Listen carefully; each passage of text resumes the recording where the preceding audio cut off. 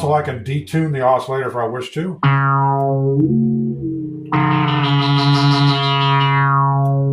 So that kind of makes a neat little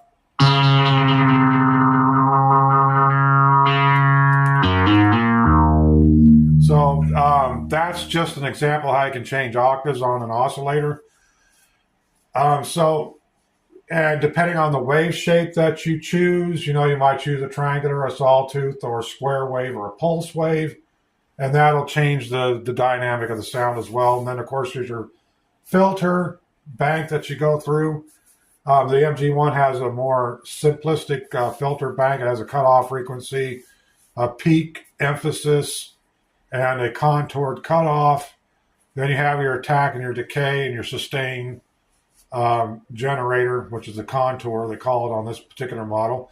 The MG1 is interesting because it has a poly function as well. In other words, if I adjust these polyphonic function right here to a certain level, I can actually play 2 or 3 keys at one time. It's a little bit limited, but you can make it, you can turn it from just a strictly monophonic synth into a little bit more of a polyphonic synth by just messing with the poly on here. It's limited, but it does work. I mean, it's really interesting. So if I have, see, I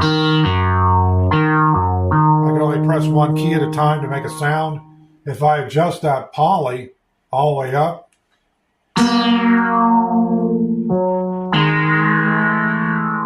wow, I get a cool rise and fall there.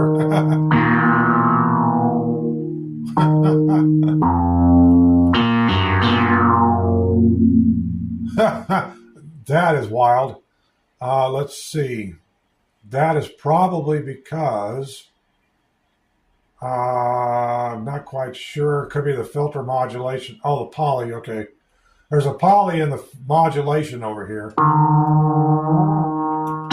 if I put the poly in the modulation, poly setting or the poly slider all the way down. See, I can play 2, 3 keys at one time.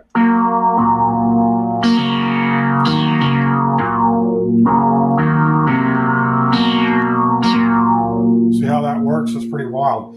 Now, if I adjust that poly slider in the modulation, I'll get some modulation effect.